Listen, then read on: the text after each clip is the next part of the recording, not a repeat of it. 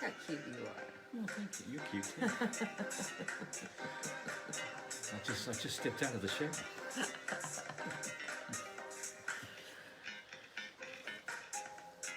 And my pants are clean. First time for everything. Thank you.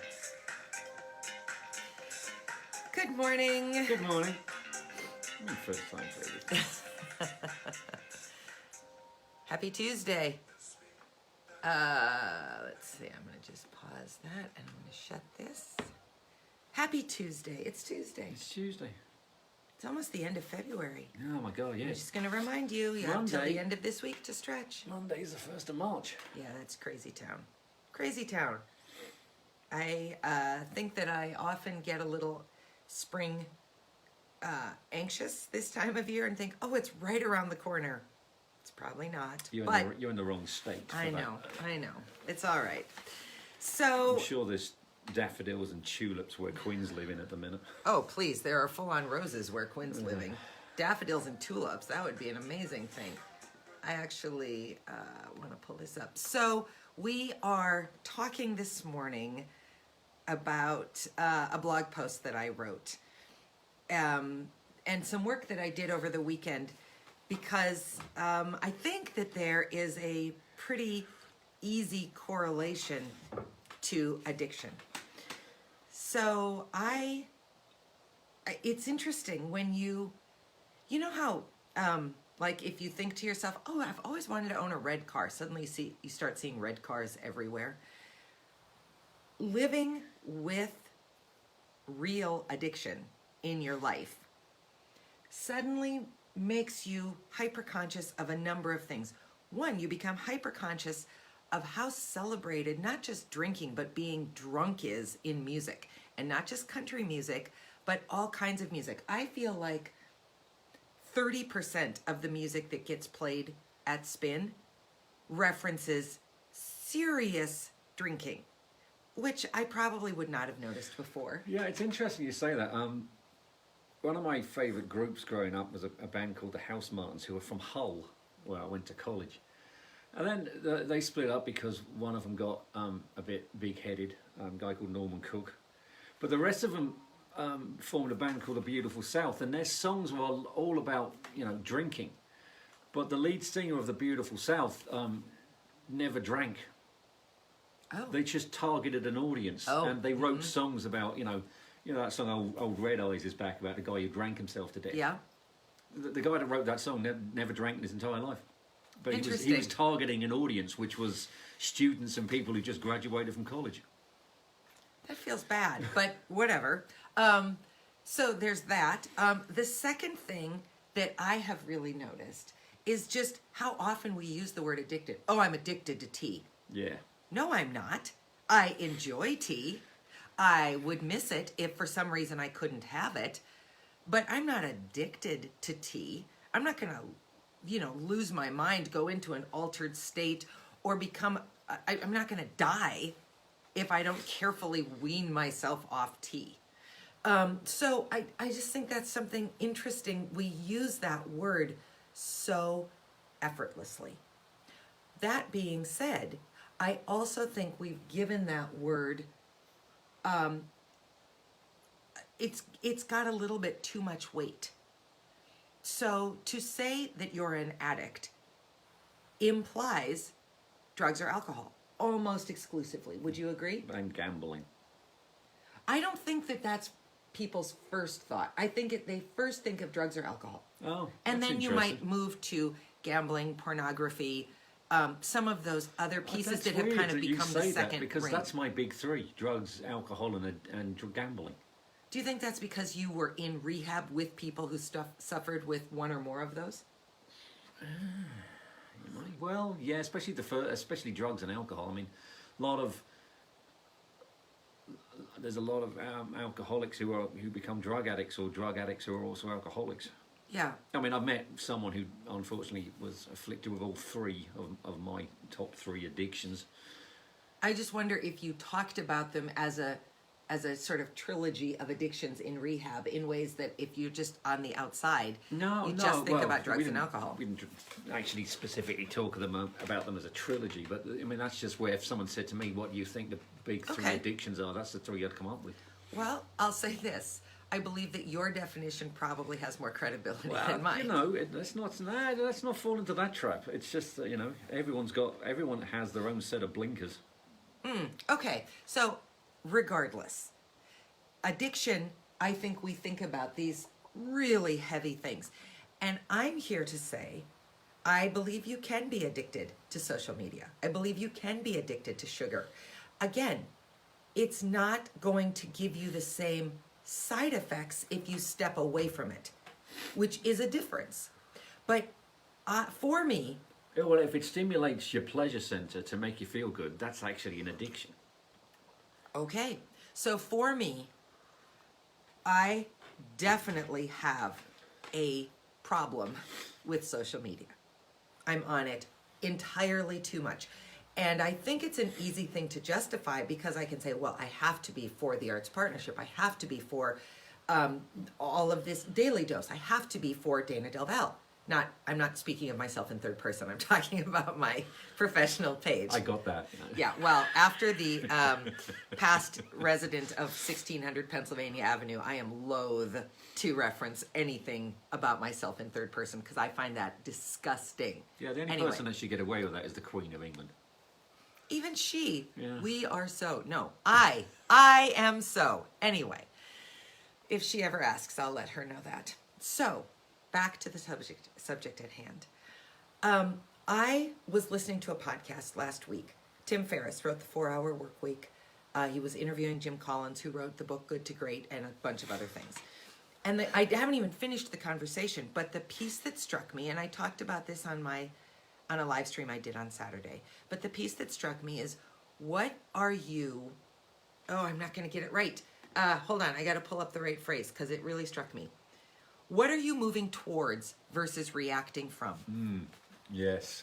And I know what I want to move towards, and I know what I spend inordinate amounts of time reacting to or reacting from. And that is scroll, scroll, scroll, scroll, social media. I get on in the morning, often before I'm out of bed. I check it when I get out of the shower. If I'm at a stoplight, I check it. If I am walking down the stairs, because, you know, why would I want to waste those 8 seconds it takes me to walk down 13 stairs when I could be checking social media to see if something amazing has happened? I check it all the time. If we are waiting for the next episode of a program to load, which takes 5 seconds, I check social media. I don't want to be that person. And I can say that I don't want to be that person, but what was I doing to stop being that person? I was doing nothing. Nothing. Occasionally, I take what a woman named Rachel O'Meara wrote in a book called Pause. I take a technology Shabbat, Friday night to Saturday morning, which I really love, actually. Just put your phone on your charger and turn it off from a period to a period. So I try to do sort of 6 p.m. Friday until 7 a.m. Saturday. And that's great for me, but I don't always do it. And then I'm always a little anxious. What if somebody actually needs me? My phone is off. So I did something dramatic. I looked at the 1,877 people who I am friends with on Facebook, who I was friends with on Facebook, and I set a goal of winnowing that down to 200 people. And I got to 400, and it took me all friggin' weekend, because it's a huge process, actually. You don't just click and be done. But, and here's the point of today. I made a hard move, not unlike rehab. And again, I'm not equating these as equal. I'm just saying, I could not do what Maz so often did when he was drinking, which was, yeah, I'm gonna work on that. That was Maz's standard answer. Maz, you're drinking too much. You're right. I'm gonna work on that. You know, actually, there was a point where I actually thought I was working on it. There were points where I thought I was working on social media too. I would lie in bed for 10 minutes before I would get up and check it. That's working on it, but it's not making any change. I mean, I love that thing about, walking towards or walking away from. What are you moving towards versus reacting from? I'm reacting from the fact that I am an alcoholic, and I'm moving towards being a happy, smiling, sober alcoholic in recovery. I think I do that every day. It's a nice way of putting it. It's a great way of putting it. I mean, that whole article, because strangely, this article had something to do with Dana's hair. So I was trying to think about, actually this all came about because I needed an image for my blog post. And so as I was walking in to get my haircut yesterday, I thought my hair is actually not unlike my Facebook feed. It wasn't bad. There was nothing wrong with having 1,877 friends. I knew every single person in that list. I could tell you something about every single one of those people. I do not accept friend requests from people I don't know. And of course I know a lot of people. I've been in my job a long time. I'm a highly social public person. So of course I know a lot of people. But I don't need to be actively connected. And by actively connected, I just mean I don't need to scroll, like, love, ha, ha, ha, ha, ha, ha, ha, ha. I don't need to do that for hours a day. I will tell you that my phone, and this is embarrassing, my phone sends me updates every week of how much time I average. I average 12 plus hours a day on social media. But that is kind of part of your job too. So don't be too And hard. drinking is kind of part of our culture. But don't be too hard on yourself. It's not like you go out and power drink with people to make contacts. You have to be connected for what you do. I don't really. I disagree with that, to be especially connected to some point. When everything's virtual now, you're being a little too hard on yourself in some of those aspects, I think. That's fine. But, and I'm going to admit this to you now, I recently I've been getting some friend requests of people, and someone sent me a friend request just the other day who's a Mormon in Fargo, and I just thought, all right, I'm a recovering alcoholic. What possibly use would it be for you to be a friend of me? You don't even drink tea. Well, you don't know that. That's like saying there are no gay Mormons. Of course there are gay I know Mormons. one. They just don't necessarily come out to the world. One of whom was a very good friend of mine growing up. In England. There are plenty of Mormons who break those rules, just like there are plenty of Catholics on birth control. I mean, Really? everybody picks and chooses, cherry picks what they're going to follow. But my point was, if I see that Dana's a friend of my friend, I thought, this person can't be that bad because Dana Daval is a friend of this person. So you're going to get a lot fewer of those now. Going to get drastically reduced now. Which is great. So my point here is, so I'm a day and a half off. So, I can't say to you, I'm cured. I'm social media cured.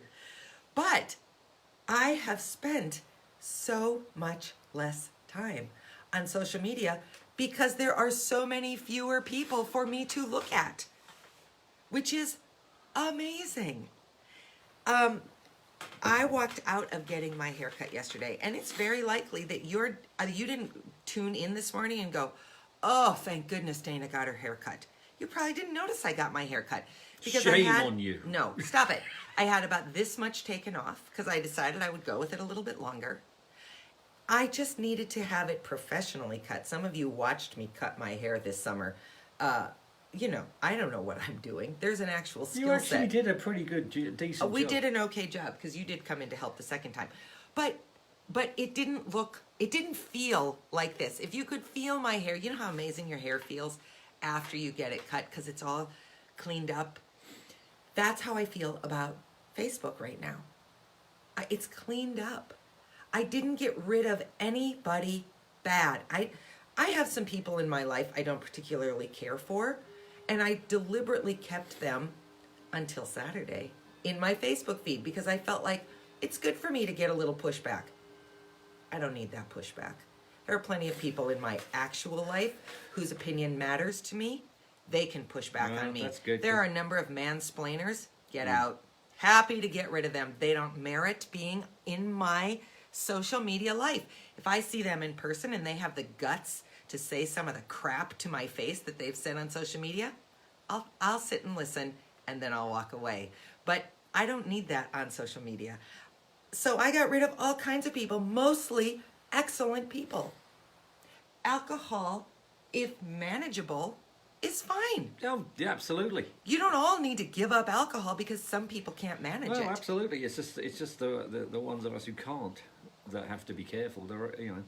Well, I think you should all be careful because Yes, it can of be course. a bit of a slippery slope, especially during times of stress. Yep.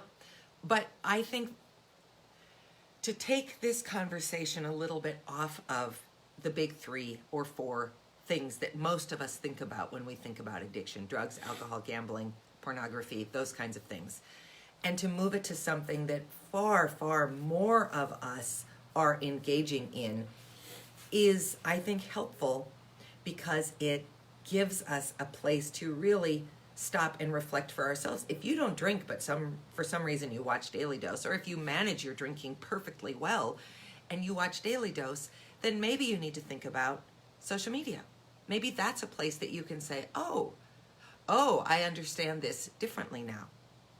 So get your hair cut if you can, if it makes you feel better. I certainly feel better, even if nobody else can tell. Go through your social media page. My mom went through, so my mom has like 400, 300 and some friends. She got rid of 22 or 32 people. There's value in that. And she got rid of them for very different reasons than I did.